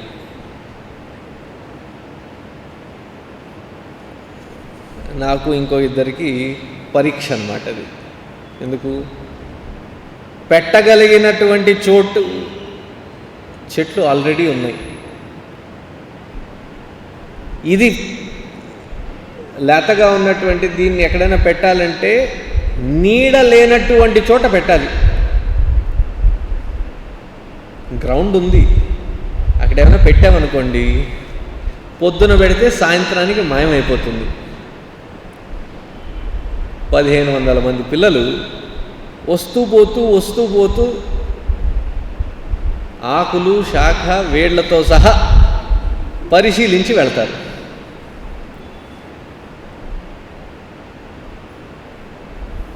ఈ చెట్టు ఎక్కడ పెట్టాలి, మరి ఎక్కడ నాటాలి దాన్ని అంటే నీడ లేనటువంటి చోట, ఆకులకు బాగా సూర్యరశ్మి తగిలేటువంటి చోట తీసుకెళ్ళి పెట్టాలి. అటువంటి ఈ చెట్టుకి మూలం ఏదైతే పైన ఉన్నదో, వేర్లు ఏవైతే పైన ఉన్నాయో, ఆకులు ఎట్లాంటివి? ఛందాంసి యస్య పర్ణాని. వేదాలు దీని యొక్క ఆకులు. ఇది ఎవరైతే తెలుసుకున్నారో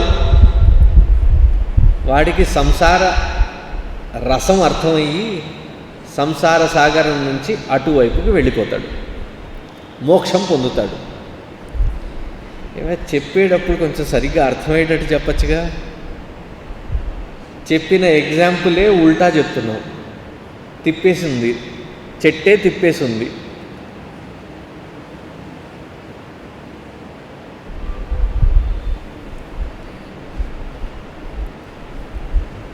మన మహాత్ములు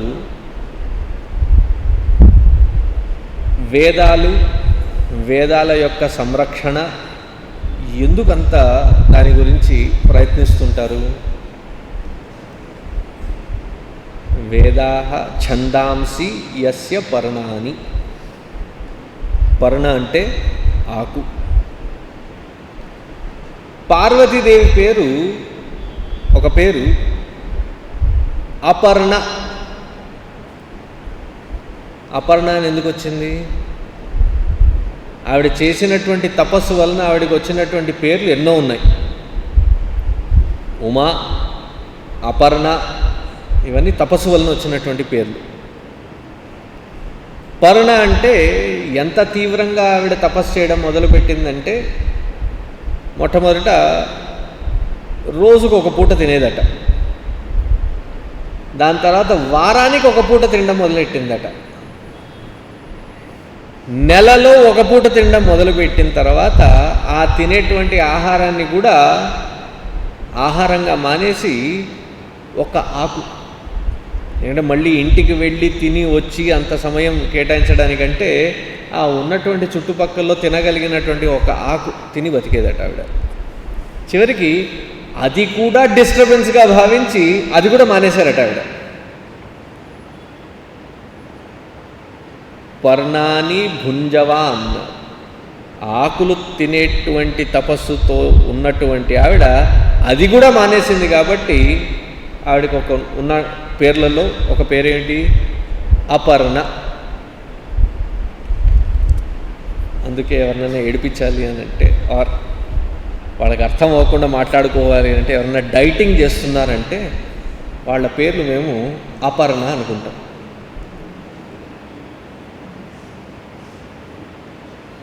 అపర్ణ అవతారమా అని అంటే తినడం మానేసాం, అపర్ణ. ఇది చూసి వాళ్ళ తల్లి మైనాదేవి, ఏమిటి తల్లి ఇది నువ్వు చేసేటువంటి తపస్సు? మనకి ఎప్పుడైనా కోపం వచ్చిందనుకోండి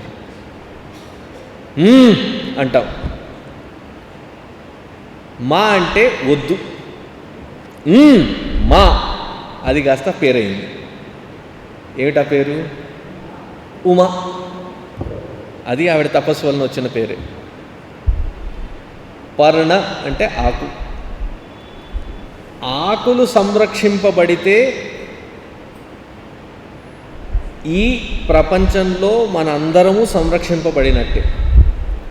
వేదాలు అందుకే సంరక్షించాలి. వేదాలను సంరక్షించడం అంటే ఏమిటి? లాకర్లో పెట్టడం కాదు. వేదాలచే చెప్పబడినటువంటి దాన్ని మనం ఆచరణ యోగ్యంగా భావించి దాన్ని మనం ఆచరించగలగాలి. ఛందాంసి యస్య పర్ణాని. వేదాల్లో వచ్చేటువంటి వాటిని ఛందస్సు అని ఎందుకన్నారు అని అంటే, భగవద్గీతలో చెప్పబడినటువంటిది ఇప్పుడు మనం చదివినటువంటి దాన్ని ఏమంటాము? శ్లోకము అని అంటారు. శ్లోక్యతే అనేన ఇతి. దేనిచే అయితే మనము స్తుతి చేస్తాము, ఆ స్తుతికి వాడేటువంటి దాన్ని కాబట్టి దాన్ని శ్లోకము అని అంటాం. వేదాలలో వచ్చేటువంటి దాన్ని శ్లోకము అనడానికి వీల్లేదు. వాటిని కేవలము ఛందస్సు కానీ మంత్రము అని కానీ అనొచ్చు. వేదాలలో ఉన్నటువంటి వాటిని శ్లోకాలు అనకూడదు. దాన్ని ఛందస్సు అని కానీ మంత్రం అని కానీ అనాలి. మంత్రం అంటే మననాత్ త్రాయతే ఇది మంత్ర. దేని మీదైతే మనము మనన నిధిధ్యాసనలు చేయగలిగి ఆ మనన నిధిధ్యాసనల వలన సత్విద్యను పొంది అవిద్యను తొలగించగలుగుతాము, అటువంటిది కాబట్టి దాన్ని ఛందస్సు అన్నారు. ఛందాంసి యస్య పర్ణాని యహ తం వేదః స వేదవిత్. ఈ తలకిందల చెట్టుని ఎవరైతే అర్థం చేసుకున్నారో వాళ్లకు తత్వశాస్త్రం పూర్తిగా అర్థమైనట్టు. ఎక్కడైనా చూసారా అండి తలకిందల చెట్టు? వేళ్ళు పైకుండి, శాఖలు కిందికుండి, ఆకులు కింది వైపుకి విస్తరించేటువంటి చెట్టుని అంటే లిటరల్గా తీసుకుంటే మనకు కనబడదు. మన వంశవృక్షం అంటుంటాం. వంశవృక్షం గీసినప్పుడు శాఖలు బ్రాంచెస్ ఎక్కడి నుంచి ఉంటాయి? కింది వైపుకేగా. దాని మూలం పై వైపుకే ఉంటుంది. ఎప్పుడైనా మీ వంశవృక్షం చూసారా? మనము మన పిల్లలు మనవాళ్ళు అక్కడి నుంచి మొదలు పెట్టుకొని వెనక్కి వెళ్తుంటే మూలం దగ్గరికి వెళ్ళేటప్పటికీ అది పైకే ఉంటుంది. ఈ కార్యకారణభూతమైనటువంటి ప్రాపంచిక విషయం, ఈ జగత్తును కూడా ప్రపంచం అని ఎందుకన్నారు? ప్రపంచ ప్రకర్షేణ ప్రకటిత పంచమహాభూతయ. 5 మహాభూతాలు, ఆ 5 భూతాలతో సృష్టింపబడినటువంటిది. ఈ సృష్టింపబడినటువంటి వాటికి మూలమైనటువంటి వాడు ఒకడు. తయారైనటువంటి ఈ ప్రపంచానికి అనగానే ఏదైనా సృష్టింపబడాలి అని అంటే దానికి 2 కారణాలు ఉంటాయి. ఉపాదాన కారణము, నిమిత్త కారణము. ఒక కుండ ఉంది, ఆ కుండకు మెటీరియల్ కాజ్, ఎఫిషియంట్ కాజ్. ఇంకా సూక్ష్మంగా వెళ్ళి కొంతమంది 3 కారణాలు అంటుంటారు. సరే, 3 కారణాలుగా తీసుకున్నా material cause, efficient intelligent cause, మూడవది ఇన్స్ట్రుమెంటల్ కాజ్. ఒక కుమ్మరి కుండను తయారు చేయాలంటే మట్టి కావాలి, వాడికి ఆ విద్య వచ్చి ఉండాలి, వాడికి కావలసిన పనిముట్లు కావాలి. ఈ 3 కలిస్తే కానీ కుండ తయారవ్వదు. యావత్ సృష్టి మొత్తము నిమిత్త ఉపాదాన కారణాలు ఆ పరబ్రహ్మ స్వరూపమే. మెటీరియల్ కూడా బ్రహ్మతత్వమే, చేసేటువంటి వాడు కూడా బ్రహ్మతత్వమే. అందుచేత సృష్టింపబడినటువంటిది అంతయు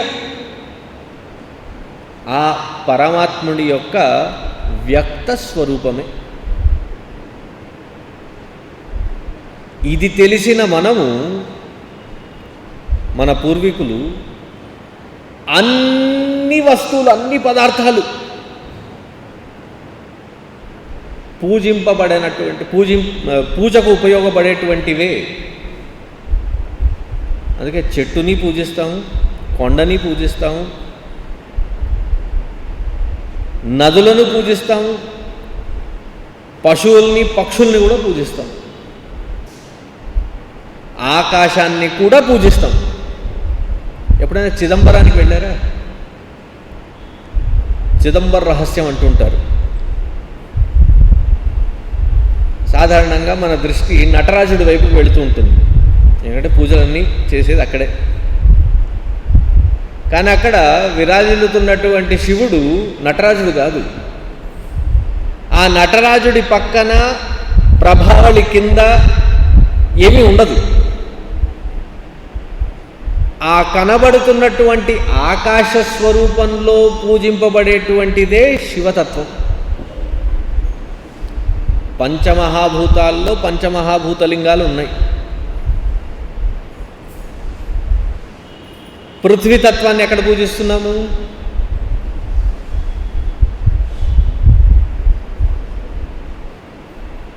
ఏకాంబరేశ్వర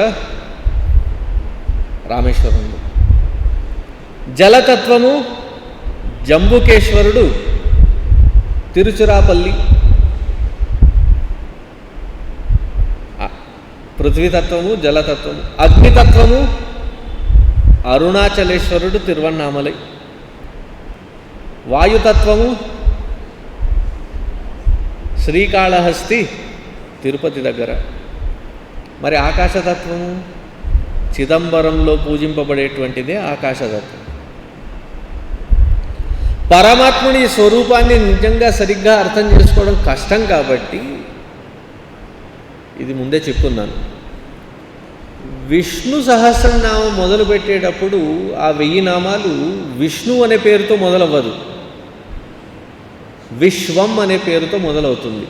అనే కనబడుతున్నటువంటి ప్రతి పదార్థము ప్రపంచంలో పంచమహాభూతాలతో తయారైబడినటువంటి ప్రతి పదార్థము ఆ పరమాత్ముడి యొక్క వ్యక్త స్వరూపంగానే భావించాలి. దీన్ని అర్థం చేసుకోవడమే 10వ అధ్యాయం. భగవద్గీతలో 10వ అధ్యాయం ఈ తత్వాన్ని అర్థం చేసుకోవడానికే. దృష్టి ఎప్పుడైతే అనేకత్వం నుండి ఏకత్వం వైపుకి మలచగలుగుతామో ఎక్కడ దాకా తీసుకువెళ్ళాలి? మూలము, స్రోతస్సు వైపుకి. ఆ స్రోతస్సుని ఎలా కనుక్కోవాలి అని అంటే, తన్ని తాను తెలుసుకోలేనటువంటి వాడు పరమాత్మను తెలుసుకోలేడు. తన్ని తాను తెలుసుకున్నాడంటే తానే పరమాత్మ అయి ఉన్నాడని తెలుసుకోగలుగుతాడు. ఇప్పుడు ఇప్పుడు వెతుకుతున్నటువంటి మనచే వెతకబడేటువంటి ఊర్ధ్వము మూలము ఎక్కడుంది? దేని వలనైతే నేను కూర్చొని మాట్లాడగలుగుతున్నానో, దేని వలనైతే మీరు వినగలుగుతున్నారో ఆ చైతన్య స్వరూపమే మూలము.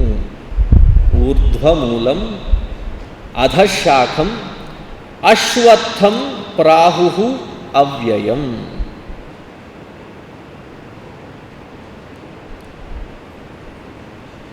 మిగతా కార్యకారణ స్వరూపమైనటువంటి ప్రపంచం యావత్తు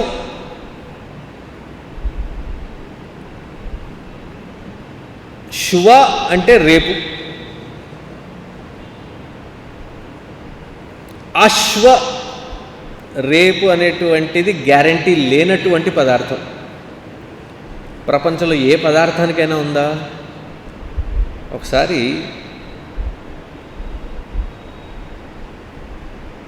యుధిష్ఠుడి దగ్గరికి యుద్ధం అంతా అయిపోయి సామ్రాజ్యం స్థాపించిన తర్వాత తన దగ్గర ఒక పద్ధతి ఉండేదట.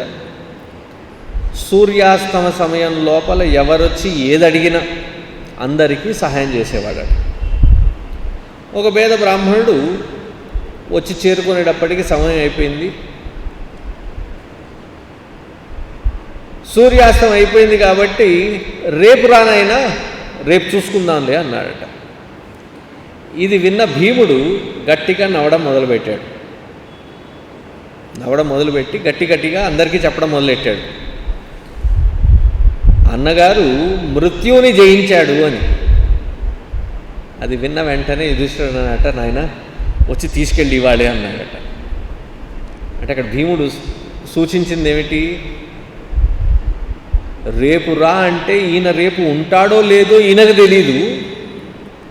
అటువంటి అశాశ్వతమైనటువంటి వాడు రేపు నీకు ఒక హామీ ఇస్తున్నాడంటే ఇది ధర్మమైనటువంటిది కాదు అని. శ్వ అంటే రేపు, రేపు ఉందో లేదో తెలియనటువంటి పదార్థము అశ్వ. సృష్టింపబడేటువంటి శాఖలన్నీ అలాంటి నశ్వర పదార్థమే. మూలం ఒక్కటే అవ్యయమైనటువంటి పదార్థం, కదలనటువంటి పదార్థము, కూటస్థమైనటువంటి పదార్థము, నాశనం అనేటువంటిది లేనటువంటి పదార్థం, అవ్యయం. దీన్ని ఇంకా సరిగ్గా అర్థం చేసుకోవాలంటే ఏం చేయాలి? దీన్ని మనము ఏ రకంగా అనుభూతిలోకి తీసుకురాగలగాలి అంటే దానికి ఈ చెప్పబడినటువంటి పదాలన్నిటికీ ఒకసారి చైతన్య మహాప్రభు గౌడీయ సాంప్రదాయాన్ని మొదలుపెట్టారు. ఆ గౌడీయ సాంప్రదాయంలో అంటే మన శాస్త్ర ప్రకారంగా ఎవరైనా ఏదైనా సాంప్రదాయం మొదలు పెట్టారంటే ప్రస్థానత్రయం మీద భాష్యం రాయాలి. ఆయన భాగవతం తప్ప ఇంకా దేన్ని పట్టుకోలేదు, దేన్ని ప్రతిపాదించలేదు. అయ్యా మీరు భగవద్గీత మీద భాష్యం ఎప్పుడు రాస్తారనంటే భగవంతుడి కంటే ఎక్కువ స్ఫూర్తి నాలో కలిగిందంటే అప్పుడు రాస్తానన్నమాట. తాత్పర్యం అర్థం కాలేదండి. ఏం చెప్పదలుచుకున్నారు అంటే భగవంతుడు ఏ పదాలనైతే శ్లోకంలో ప్రతిపాదిస్తాడో దాని తర్వాత వచ్చేటువంటి శ్లోకాల్లో ఆయనే దాని మీద భాష్యం రాసేశాడు. అంటే దాని మీనింగ్ ఆయన చెప్పేశాడు. దాని మీద దానికంటే ఉత్తమమైనటువంటి భాషను చెప్పేటువంటి అధికారం నాకు ఉందని నేను అనుకోవట్లేదు. అటువంటి స్ఫూర్తి కలిగితే అప్పుడు రాస్తానన్నాడట. సో మొట్టమొదటి శ్లోకంలో చెప్పబడినటువంటి పదాల యొక్క తాత్పర్యం ఎక్కడుంది అని అంటే 2వ శ్లోకంలో ఉంది. అది రేపు చూద్దాం. ఓం సర్వే భవంతు సుఖినః, సర్వే సంతు నిరామయాః, సర్వే భద్రాణి పశ్యంతు, మా కశ్చిద్ దుఃఖభాగ్ భవేత్. అసతో మా సద్గమయ, తమసో మా జ్యోతిర్గమయ, మృత్యోర్మా అమృతంగమయ. ఓం పూర్ణమదః పూర్ణమిదం పూర్ణాత్ పూర్ణముదచ్యతే పూర్ణస్య పూర్ణమాదాయ పూర్ణమేవావశిష్యతే. ఓం శాంతి శాంతి శాంతి. హరి ఓం శ్రీ గురుభ్యో నమః. హరి ఓం.